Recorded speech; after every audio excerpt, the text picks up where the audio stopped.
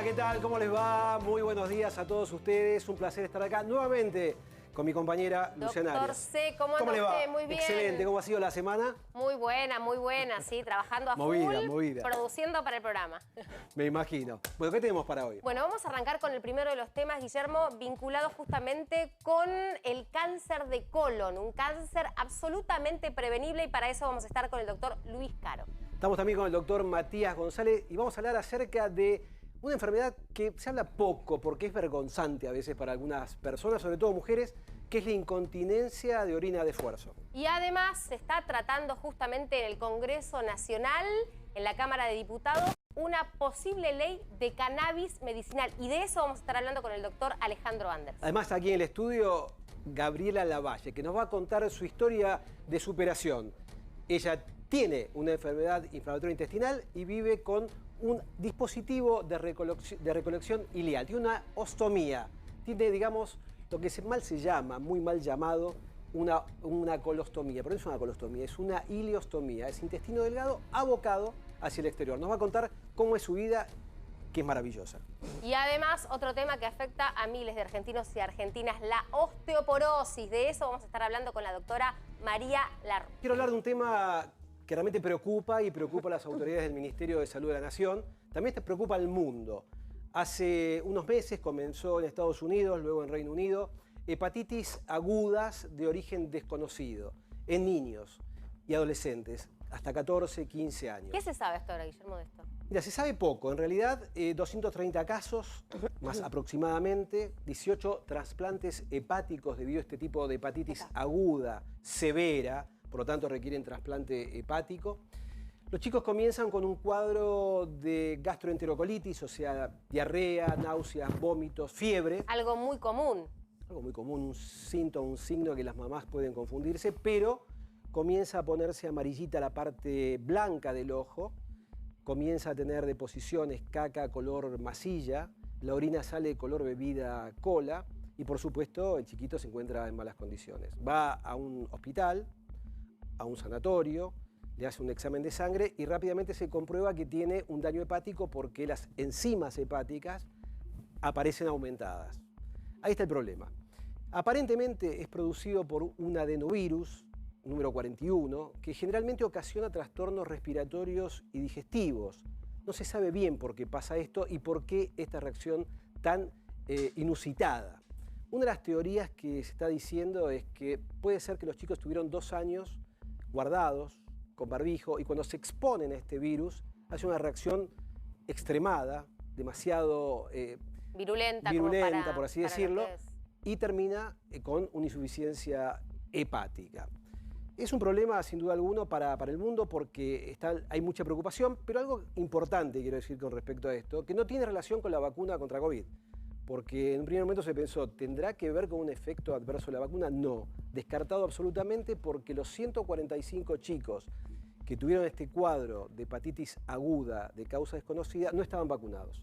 Por lo tanto, esto no es así. Tenemos un caso en Rosario, bueno, estamos esperando a ver qué sucede con esto. Hay preocupación, no queremos alarmar, pero sí alertar. Ante un chico con dolor de abdominal, fiebre, con deposiciones claras, le miramos la conjuntiva del ojo a la luz del sol, está amarillenta y la orina color oscuro, bueno, hay que pensar que puede ser un cuadro de hepatitis.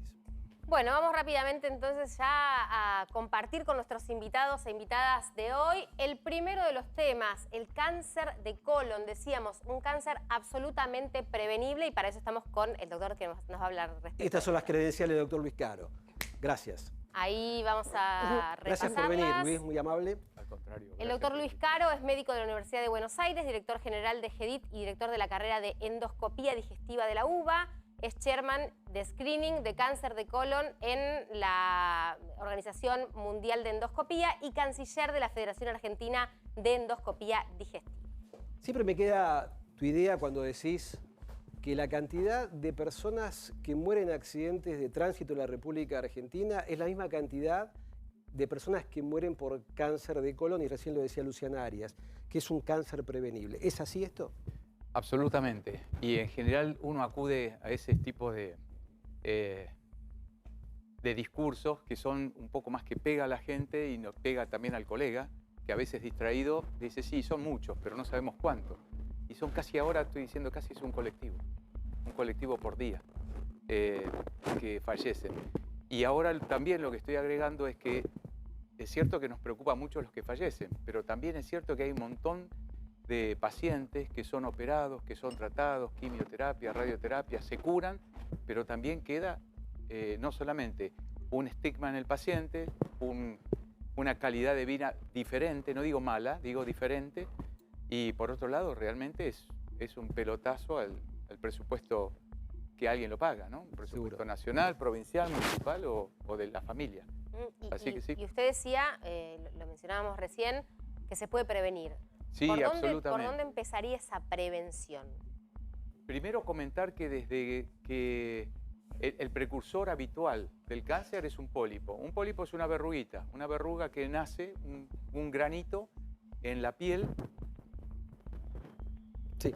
Un granito que nace en lugar de la piel, en la mucosa que recubre el colon. Ese polipito, como por ahí el que estamos viendo por ahí, para crecer a cáncer se demora entre 7 a 10 años.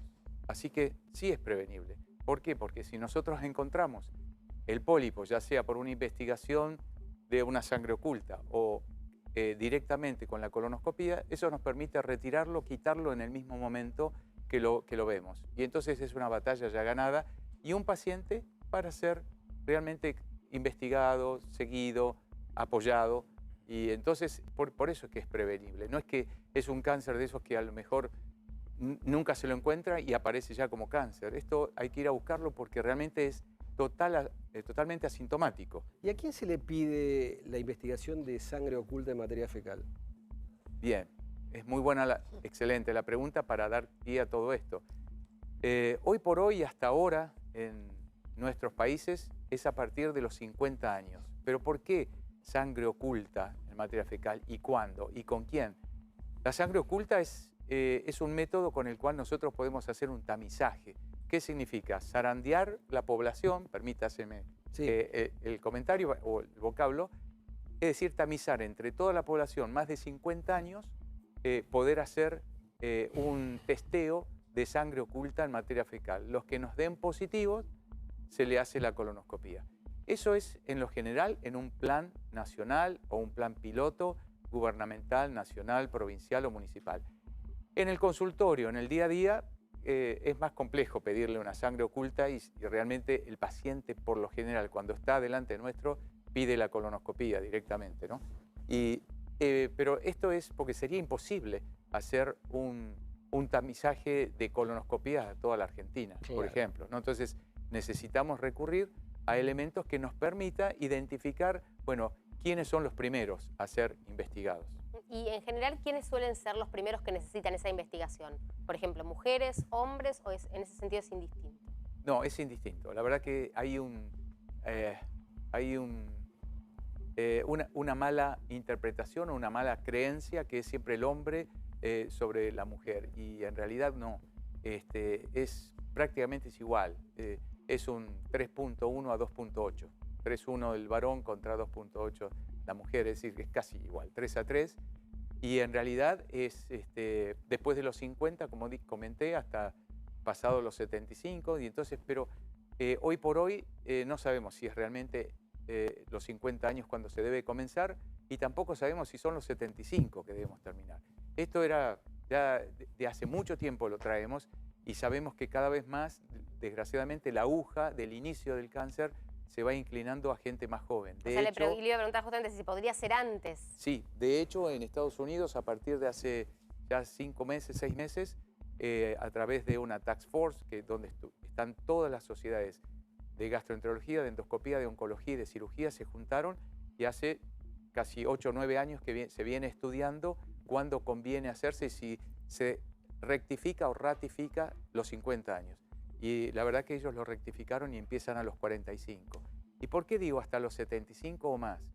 Porque la verdad que yo tengo pacientes de 80, 85 años que nadan, que juegan al golf y que tienen una vida plena y que son papás a los 82 años. Y en fin, entonces, el por qué limitarlos, bueno, ahí quizás no integren en la población general del estudio, pero sí en el día a día en los consultorios, ¿no? Desasname vos. venía un paciente al consultorio y tenía quizás en un examen de sangre una anemia. Entonces nosotros pensamos que perdía sangre por algún lugar del tubo digestivo. Entonces le pedíamos sangre oculta en materia fecal. Un método de laboratorio molesto para la gente, para hacerlo, la recolección. ¿Hay algo nuevo en esto? Sí. Primero, terminar con la pregunta que me hizo la niña. Esto es en la población de riesgo habitual, lo de los 50 y 75. Sí. Pero hay... Perfecto. Excepciones. Hay excepciones que se llama de riesgo aumentado, como la invitada que tenemos aquí, que son las enfermedades inflamatorias intestinales. Es una de las causas las cuales hay que empezar antes. O mi papá falleció a los 60 años de cáncer de colon o 55, hay que empezar antes. Es decir, los que tuvieron antes de los 60 se debe comenzar antes. O tengo mi madre tuvo cáncer de ovario, de útero, hubo pólipos en la familia, a lo mejor se trata de un síndrome que se llama de Lynch, porque el señor Lynch, que lamentablemente falleció ya hace un año, investigó, y entonces eso es población de riesgo. Son algunas de las poblaciones de riesgo.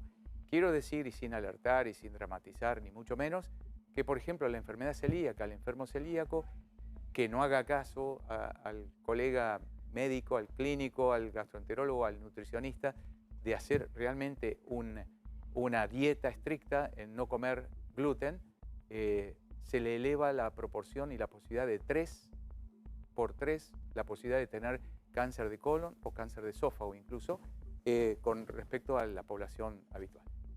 Comentado esto, es cierto, lo que decís, Guillermo, es medio engorroso, pero también es costo-beneficio. ¿Trajiste algo y mostrás? Sí, hay a la sangre oculta habitual y común que hacíamos nosotros en los laboratorios, ahora hay un autotest. Es un autotest que se llama sangre oculta en materia fecal, FIT o Fecal Immunological Test. Es un test inmunológico que le gana al test común que se hacía en los laboratorios. Sí, le gana en que el test común tendríamos que hacer mucha dieta, no comer carne, no comer fiambres, no comer espinacas, en general una dieta muy estricta para evitar incorporar lo que tenga un poco de hierro o glóbulos rojos. En este caso, ¿qué se hace? estos test, con lo que tiene en la mano derecha Guillermo, uno hace su evacuación en su casa. En general viene eso con una especie de papel donde lo coloca dentro del inodoro, hace su evacuación y eso lo pasa por la materia fecal, lo guarda y se lo lleva al laboratorio para que eso se mida en un aparato que hace la medición de ver si tiene o no tiene hemoglobina. Lo bueno de esto es que, a diferencia del otro test, es que este tipo de test lo que hace es medir la hemoglobina humana. Ya no importa si comió fiambre, si comió jamón o lo que fuere, y no importa si tiene hemorroides, no va a dar positivo, y no importa si tiene gastritis o úlceras que puedan dar secreción de sangre, porque no lo mide tampoco. Y en caso de que eso dé positivo, tiene indicación de endoscopía. Absolutamente. Bien. Sí. Y tiene realmente una sensibilidad y una especificidad alta, muy alta. ¿Esto se puede comprar? Todavía no está diversificado, masificado, porque en realidad esto está propuesto y está pautado para los planes pilotos o nacionales, es decir, teóricamente... Grandes poblaciones. Grandes poblaciones. Bien. Hoy, por ejemplo, estos son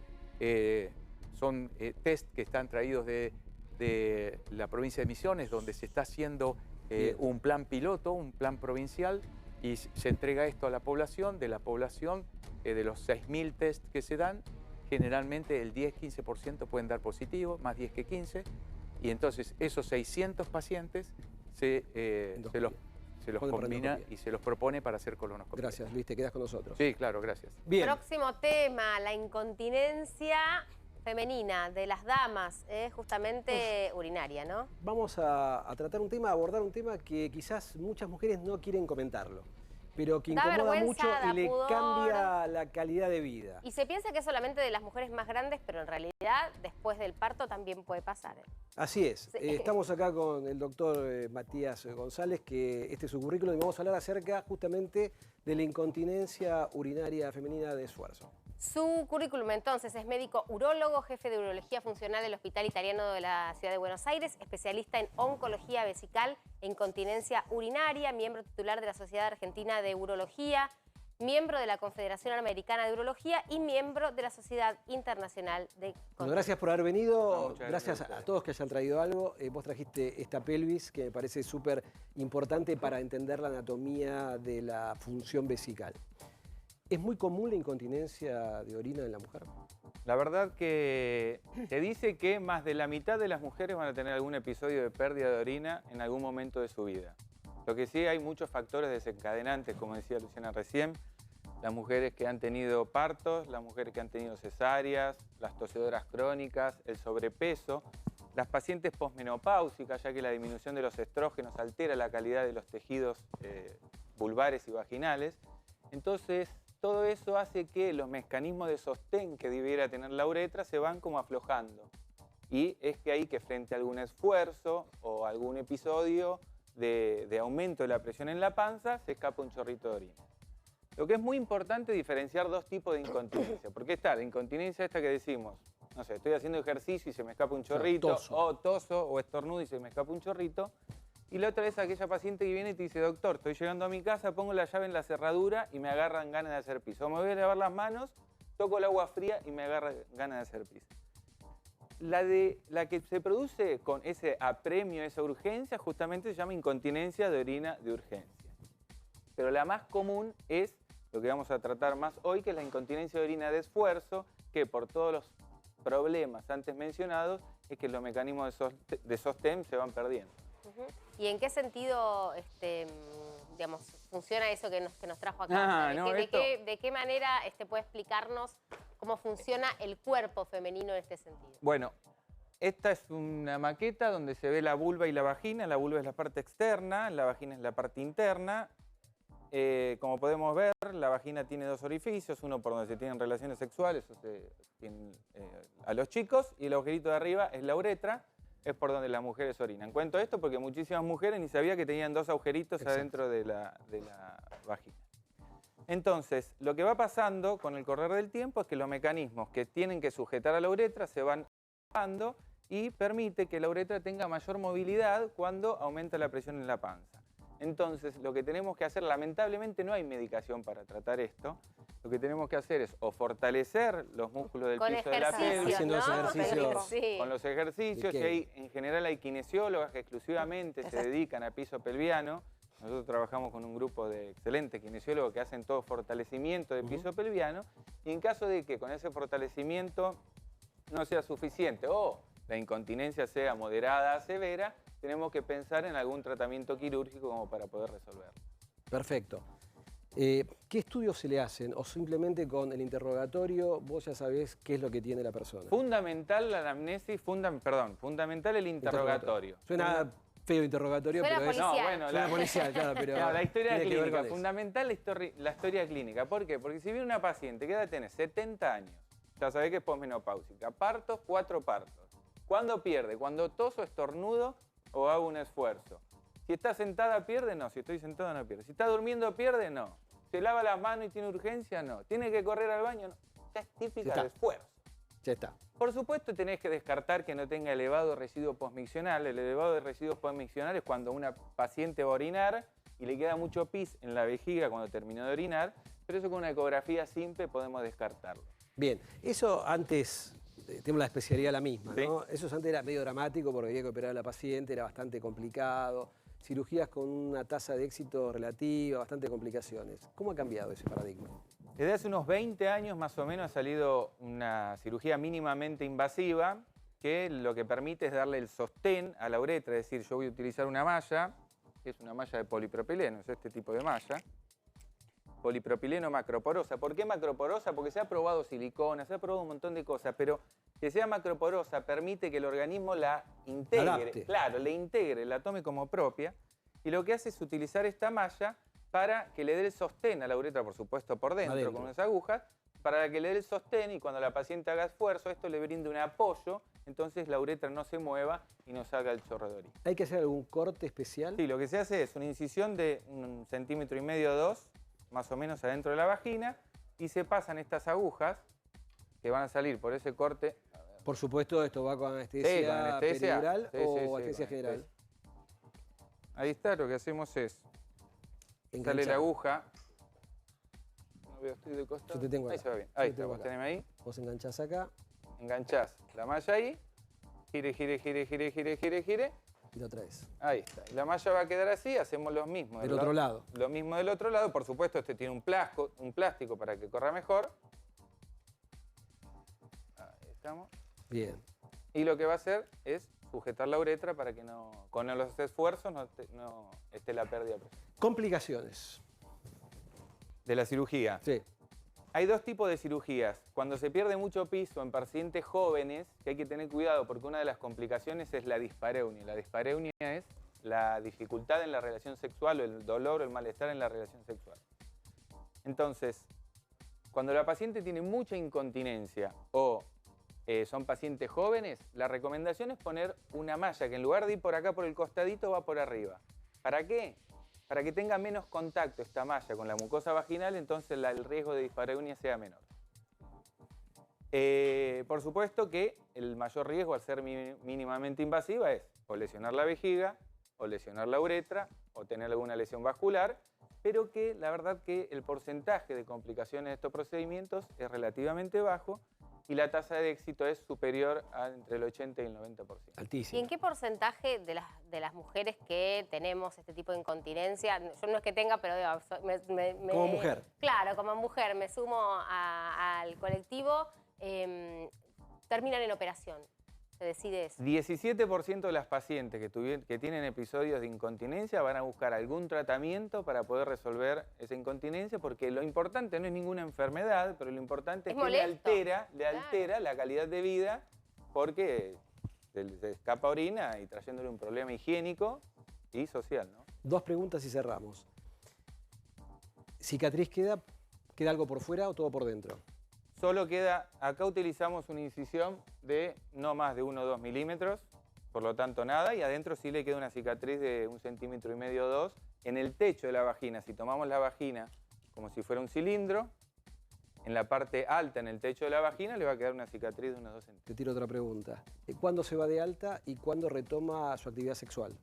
Son procedimientos que se hacen en forma ambulatoria. Lo que decimos es que traten de hacer esfuerzos importantes por entre 20 y 30 días para que no se afloje la malla. Se ha visto que a los 21 días, es decir, a las 3 semanas, la malla ya está fija como para poder hacer cualquier tipo de actividad. Y le decimos que cerca de los 30 días comience con las relaciones sexuales, por supuesto, siempre bien lubricada, porque puede ser que al comienzo tenga una irritación, malestar. Y por último, ¿tiene cobertura esto por la seguridad social, prepagos? Sí, ¿En hospital público también se hace esto? Sí, sí, claro. Ya es un procedimiento que lleva más de 20 años, por lo tanto, es un... y tampoco es muy costoso la malla. Por lo tanto, claro, no es muy costosa la malla. Bueno. Por lo tanto, se lo puede resolver. Excelente. ¿Entendió? Sí, clarísimo, clarísimo. ¿Entendieron? Bueno, y a estar precavidas, con este tema. Absolutamente. Hay que consultar. Se puede prevenir. Hay que consultar. Y hacer los ejercicios.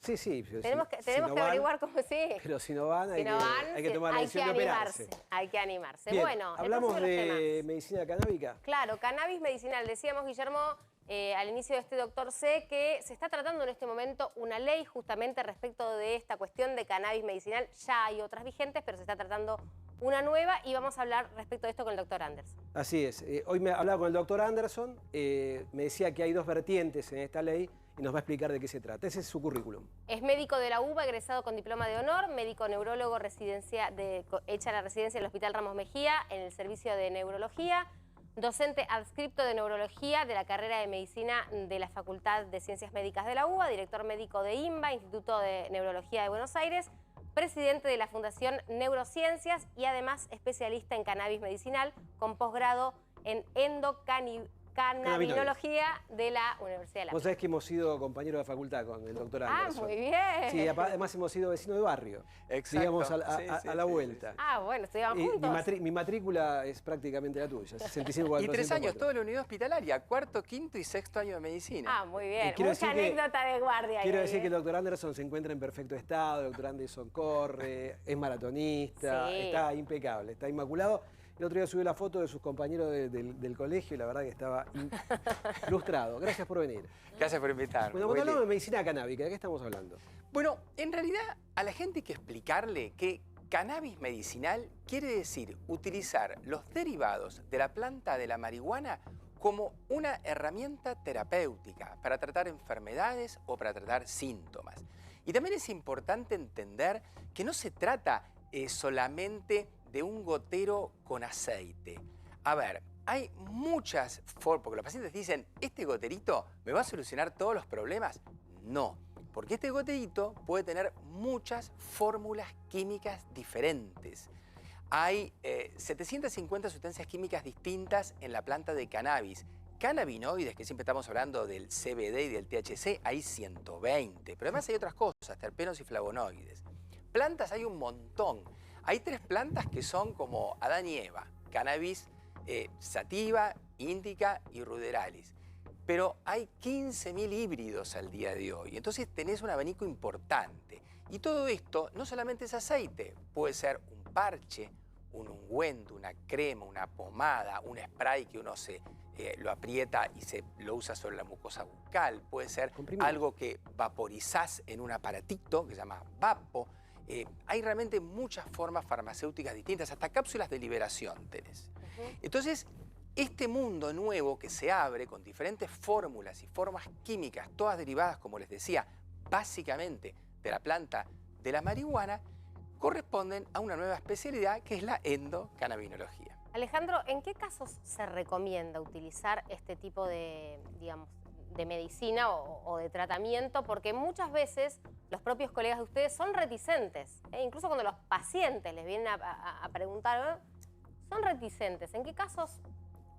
Mira, todo esto está en desarrollo. Imagínate que tenemos ahora, hasta estamos discutiendo la ley, pero esto empezó, te diría, como punto de partida, si querés, el 2001 en Canadá, que acuñan el término cannabis medicinal. Por supuesto hubo muchas investigaciones muy importantes de Israel para que se pudiera llegar a esa situación.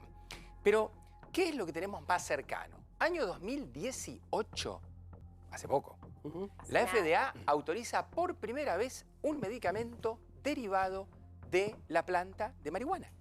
Ese medicamento, que es el Epidiolex, ¿para qué lo autorizó? Para 2 tipos de epilepsia refractaria pediátricas. Y así se comenzó.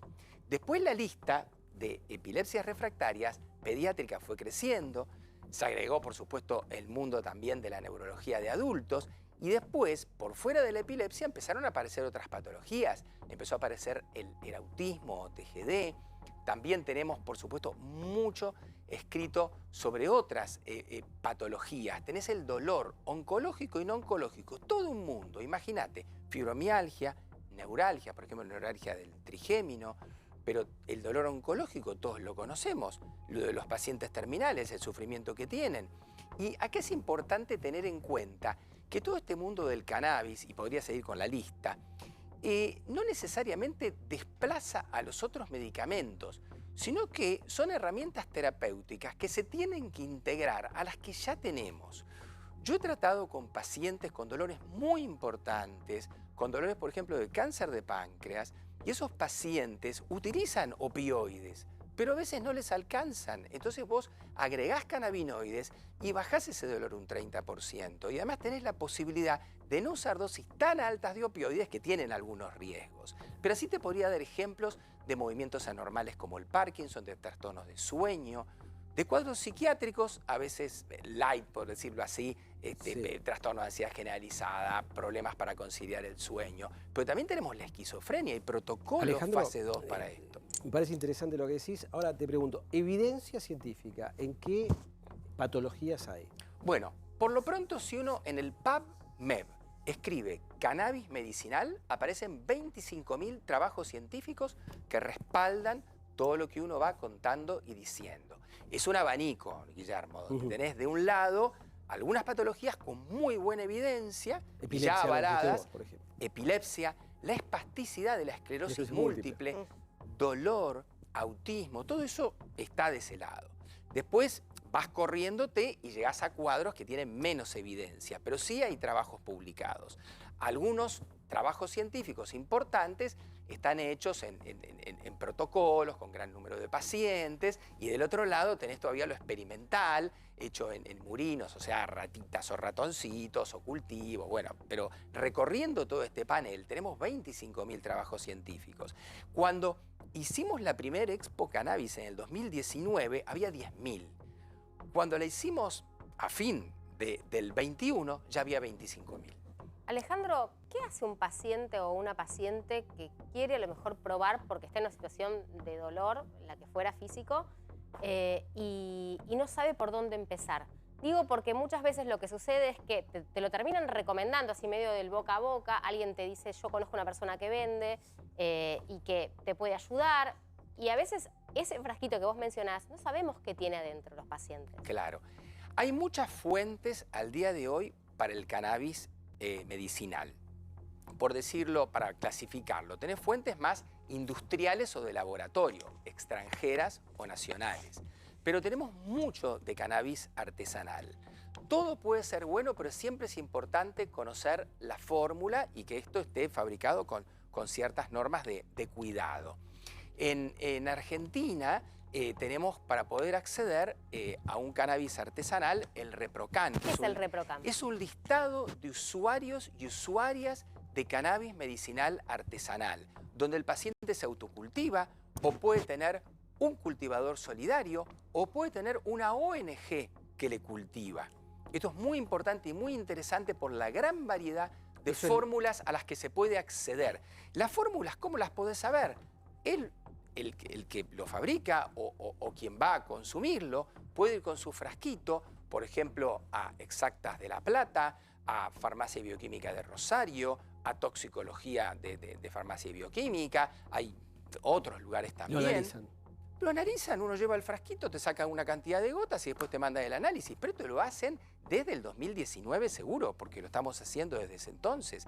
Entonces vos sabés de qué se trata el producto y si es apto para ese paciente. Porque si yo tengo un paciente que tiene un cuadro de epilepsia, trato de darle un cannabis con mucho CBD y con una mínima cantidad de THC. En general, uno se maneja así. Pero si yo tengo un paciente con dolor, el THC empieza a jugar un papel muy importante. Papel que también juega en una relación 1 a 1 si tenemos una espasticidad de esclerosis múltiple. Si pensáramos en una escala de 1 a 10 en el desarrollo de cannabis, ¿dónde estaríamos ahora? La verdad que es difícil decirte... A ver, yo te puedo decir a dónde vamos.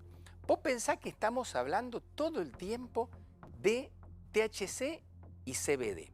Pero yo no te agregué un detalle, porque todo siempre se va complicando cuando uno lo profundiza. Lo que se saca de la planta es THC y CBD en forma ácida.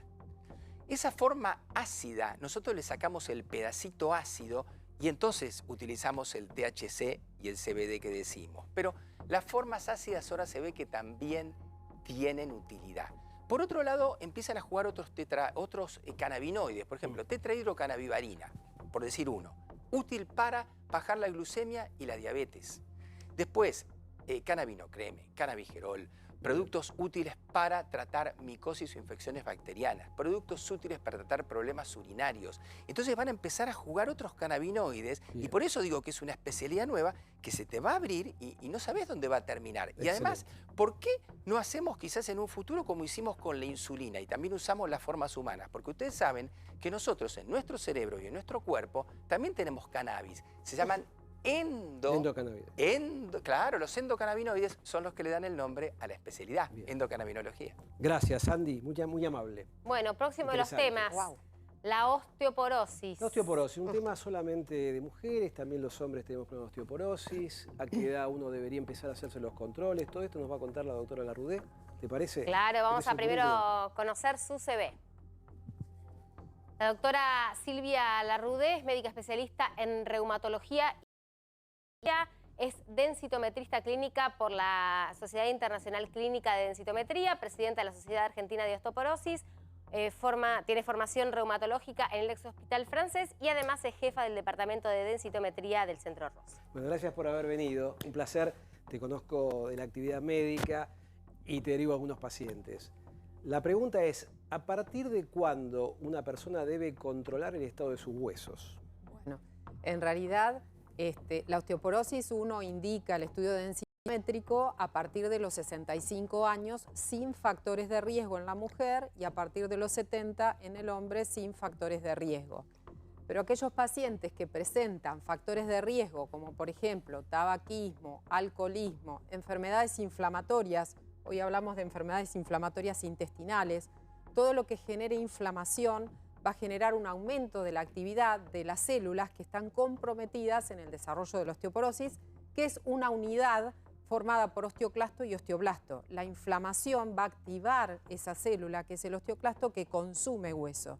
Entonces, en aquellos pacientes que tienen una menopausia precoz, que tienen una enfermedad reumática como una artritis reumatoidea, que tienen un cáncer de mama o un cáncer de próstata y utilizan drogas que puedan consumir hueso, que tienen anticonvulsivantes y van a actuar en un lugar donde también va a generar una disminución de la vitamina D.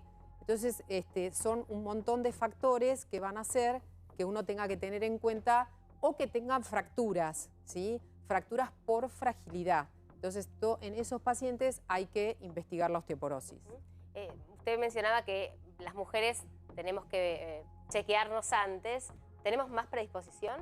En general, las mujeres tienen más predisposición porque cuando viene la menopausia uno tiene menos cantidad de estrógenos y al haber menos estrógenos se activa esta célula que yo les mencionaba, que es el osteoclasto, y ahí aumenta la producción de la osteoporosis.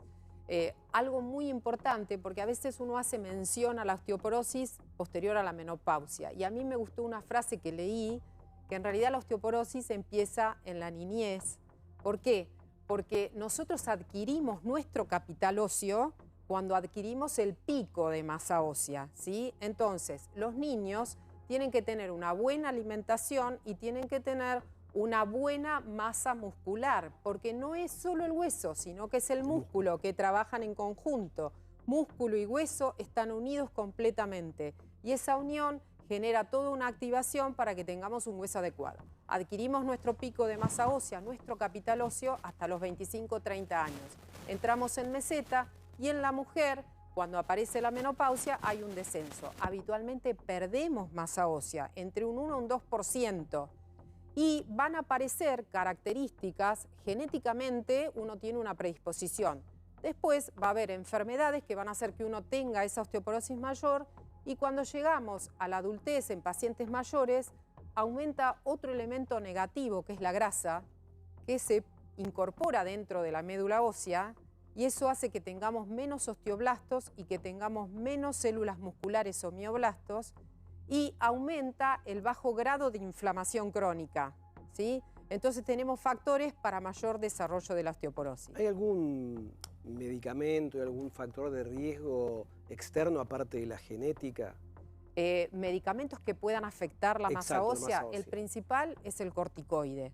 El corticoide es una droga que después de un tiempo, habitualmente son en una dosis mayor a 5 miligramos por día, e inclusive en estudios epidemiológicos de Bansta, por ejemplo, con 2,5 más de 3 meses, se genera una alteración de este ciclo de remodelado óseo y se pierde masa ósea.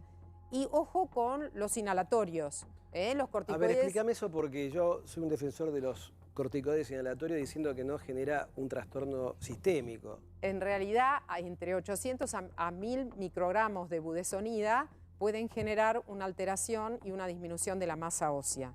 Y en realidad lo que hay que ver en el tiempo es cuántos ciclos de estos corticoides inhalatorios se aplican y muchas veces en las patologías respiratorias se emplean también corticoides por boca. Entonces en el tiempo, además de generarse la osteoporosis, puede haber una insuficiencia adrenal. Entonces se complica un poco el cuadro. Por eso es que hay drogas como el corticoide, hay que usarla en el menor tiempo posible. Nosotros en reumatología lo usamos, pero después utilizamos drogas de segunda línea que son ahorradoras de glucocorticoides y que tratan específicamente la enfermedad. Perdóname, Luciana. Y una persona que estuvo con corticoides, un tratamiento en un plazo determinado y perdió masa ósea, ¿la puede recuperar esa masa ósea? En general, el corticoide, cuando uno lo suspende, al año aproximadamente vuelve un poquito menos de lo que tenía, pero sí lo recupera. Lo que hay que hacer es prevención. Si yo voy a utilizar glucocorticoides, tengo que comer sin sodio para no retener y no hacer el intercambio con calcio, hacer actividad física, consumir calcio, entre 1000 a 1200 miligramos de calcio por día, y de acuerdo a la valoración densitométrica, veré si tengo que utilizar una medicación, y tengo que tener también en cuenta la edad del paciente. El riesgo de fractura no es igual en una paciente de 50 años que en una de 70. Doctora, respecto de lo que podemos notar nosotros, ¿no? Que no somos médicos, ¿cuáles son los primeros síntomas que nos tienen que alertar que tenemos que visitar a un médico? La osteoporosis es una enfermedad silenciosa, salvo que vos tengas una fractura de cadera que vas a estar internada y te van a operar, o que tengas una fractura de muñeca, y entonces en ese caso es importante estudiarlo. Pero hay una fractura que es muy importante y que es asintomática, que es la fractura vertebral. Entonces, poder diagnosticar esta fractura es sumamente importante. Si yo diagnostico una fractura en forma aguda, hay ahora un término que utilizamos que es el riesgo inminente de fractura. Volver a fracturarte en los primeros 2 años implica un alto riesgo, y es ahí donde uno tiene que optimizar el tratamiento. Paciente que se interna para una fractura de cadera debería salir con un tratamiento para osteoporosis, que muchas veces no se realiza esto, porque el paciente llegó a la fractura porque no tuvo tratamiento previo. Quería preguntarte con respecto a si esto tiene cobertura por las obras sociales, los prepagos, a partir de determinada edad. Sí, los tratamientos para osteoporosis tienen cobertura, lo que pasa que hay que estratificar al paciente de acuerdo al riesgo, y tenemos diferentes tipos de tratamientos, lo que nosotros llamamos anabólicos, que son drogas formadoras de hueso, que son las más costosas y que a veces nos cuesta más tener la autorización, y tenemos que estratificarlas como de muy alto riesgo o alto riesgo, y las terapias antirresortivas, que es lo más habitual, que muchas veces hablamos de los bifosfonatos, claro, la pastillita mensual o la pastillita semanal, pero que no deben ser tomadas en forma de por vida, porque la expectativa de vida del paciente es mucho, y también son drogas que tienen eventos adversos. Hay que analizar el paciente, su edad, el momento de la osteoporosis. Bien. Y siempre acompañado de calcio y de vitamina D en aquel paciente que es deficiente. Excelente, María Silvia, muchas gracias. ¿Estás pensando en renovar tu sonrisa? En los consultorios del doctor Cristian D'Agata tienen la solución. Mirá.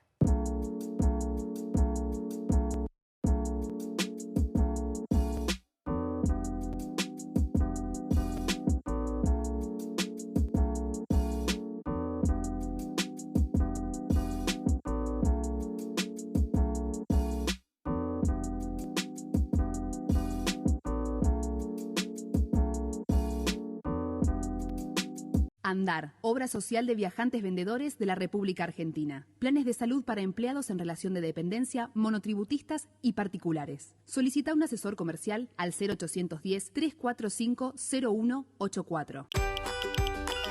¿Te imaginas si ante un inconveniente pudieras conectar con un médico desde cualquier lugar? Así es Hola Doctor, el servicio de videoconsultas médicas de OSPAT. Desde tu casa, cuando estás de vacaciones o desde donde sea, las 24 horas llevas un médico con vos. Ágil y simple.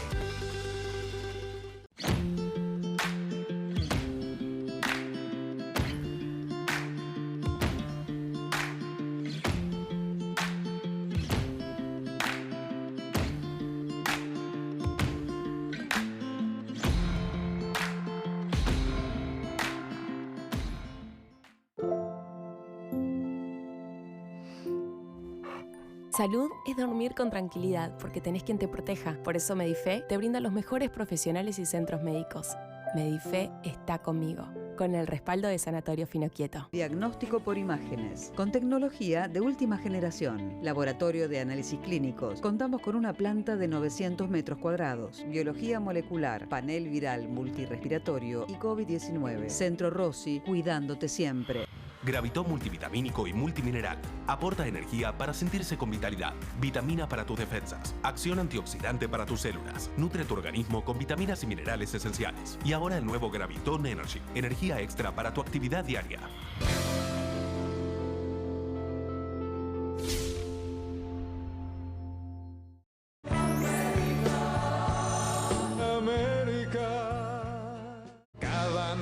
Este año trabajamos, transpiramos. No me gusta hablar de la reina Isabel. Son una maleducada. Estoy hablando y me hablan arriba. Nos enojamos. Nada más romántico que salga del fondo de tu corazón. ¿Besos tapados? Nos enamoramos. Del otro lado. ¿De qué lado? Tuvimos diferencias. ¿Sabes por qué no coincido? Porque yo estoy acá sentada. Yo no pienso como vos, pero me copa lo que haces. Nadie lo va a cargar hoy. Yo creo vos y yo le estoy con Bernardo. Pero nos respetamos. Y te respetamos a vos. Lo que nos divide no nos lleva a ningún lado. En 2023 busquemos lo que nos une. Muchas felicidades. América. Siempre con vos. Pensó en América. Vos ves a Pampita, pero yo veo a mi mamá. Vos ves una diosa, yo veo una genia. Vos ves una modelo, yo veo un modelo a seguir. Mamá puede hacer varias cosas a la vez. Como la Fedril, que calma, alivia y protege. Nuevo la Fedril, con el activo número 1 para aliviar el ardor y la picazón. Y además su textura es muy liviana y se absorbe súper bien. Paga menos por más producto. La Fedril, avalado por dermatólogos pediatras. Último momento, choque de planetas. Los invasores están llegando con el resumen de noticias más delirante de la TV. 2 de enero, América, siempre con vos.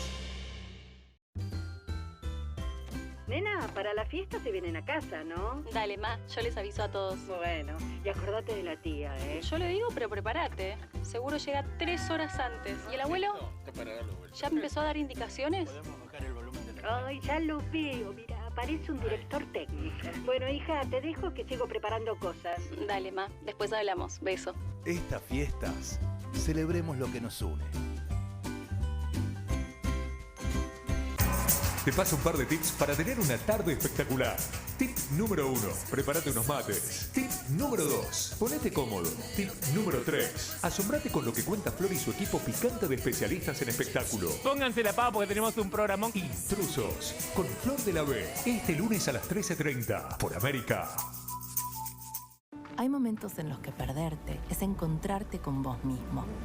Cuando tomás Villavicencio, estás tomando un agua única que llega a tu cuerpo intacta, con el poder de 23 minerales que te hace sentir la energía, la fuerza y la pureza que necesitas para seguir con tu día. Villavicencio, sentí la riqueza natural. En enero, llega Nico Magaldi.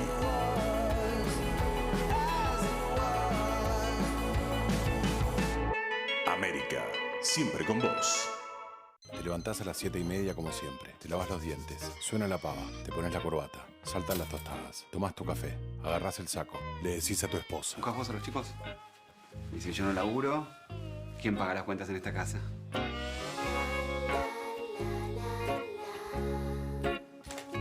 Te amo.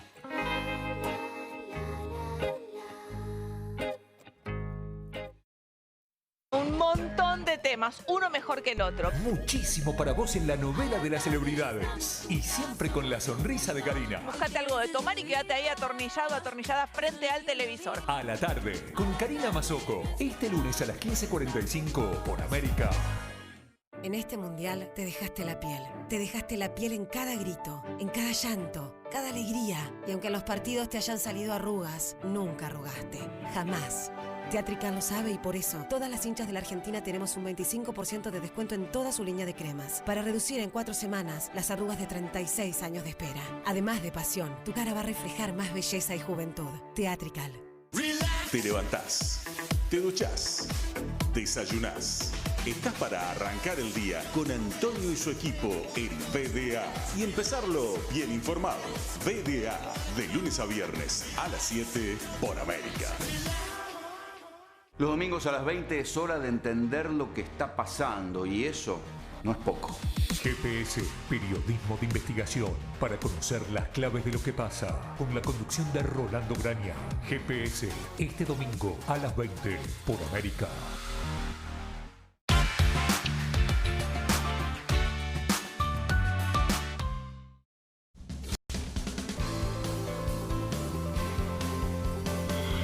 Nuestra historia de superación de Dr. C de cada domingo, la historia de Gabriela, que ya está con su libro en el cual menciona justamente todo este recorrido que viene haciendo desde hace 13 años, Gabriela.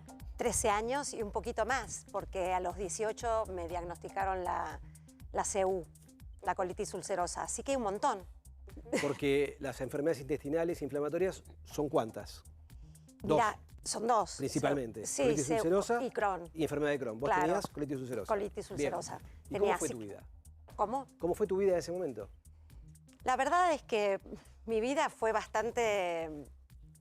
muy buena fue. No puedo decir otra cosa. Fue muy buena porque no porque fuera una enfermedad fácil, sino que me las arreglé bastante bien, actitudinalmente. Siempre hice muchísimas cosas, siempre me gustó mucho, siempre tuve mucha...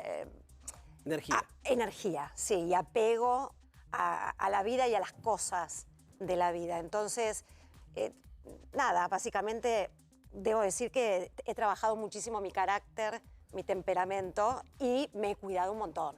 Pero ¿cómo eran los síntomas que tenías vos? ¿Qué te pasaba? Y eran síntomas que en un comienzo eran muy random, ¿no? Eran muy aleatorios, porque todo empezó con una hepatitis, no A, no C, no B, no, una hepatitis rarísima.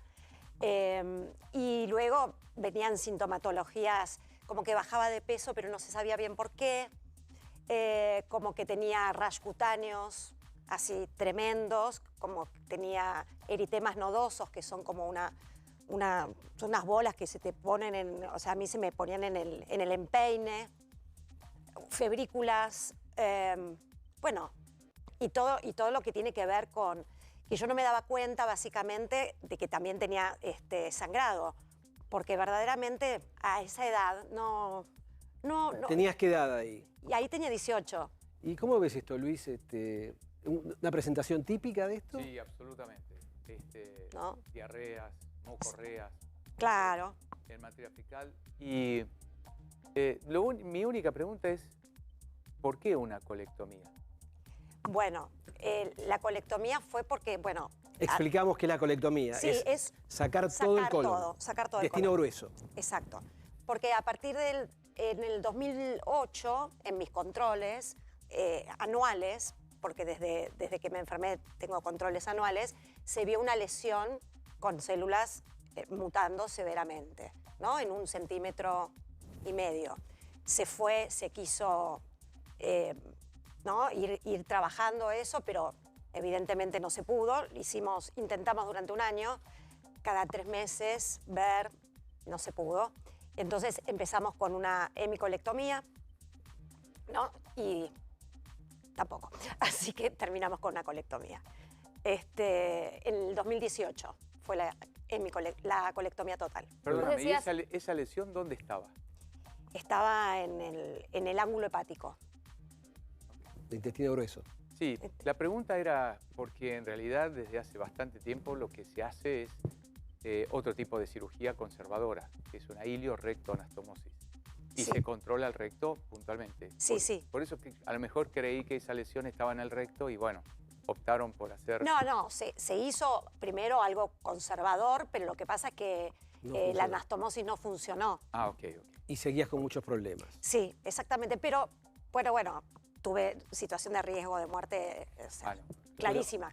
Actualmente vos tenés una iliostomía. Ostomía quiero decir que es Tengo todo una iliostomía. órgano hueco abocado al Exacto. exterior. Traqueostomía, iliostomía, Exacto. vesicostomía. Exacto. Bueno, el intestino delgado que tiene una boquita y ahí vemos las fotos tuyas que tenés una bolsita, la clásica bolsita de colostomía. Decís, la bolsa o la enfermedad yo ya elegí. Y sí, básicamente, a ver, esto fue parte de una campaña que hice en el 2018. Básicamente yo elegí, en realidad me eligió, pero quiero decir que elegí porque hay mucha gente que no quiere ni hacerse los estudios, ni hacerse cargo y prefiere, digamos, silencio. El silencio, el laissez-passer, ¿no? Dejamos pasar, ¿no? Y la negación tiene un poder muy grande. Eso nunca fue mi caso. Siempre me hice cargo de mi salud, que es una de las cosas que creo que en este libro que escribí es una de las cosas que más... Mostrame el libro. Eso, La belleza de las heridas. Perdón, ahí está, ahí toma la pantalla. Sí. ¿No? Que estuvo en la Feria del Libro. Sí. Este libro es, de alguna forma, está atravesado por mi biografía, pero justamente para contar y para charlar de las cosas que no queremos ver, porque nosotros tenemos heridas visibles, como puede llegar a ser, ¿no? En mi caso, ¿no?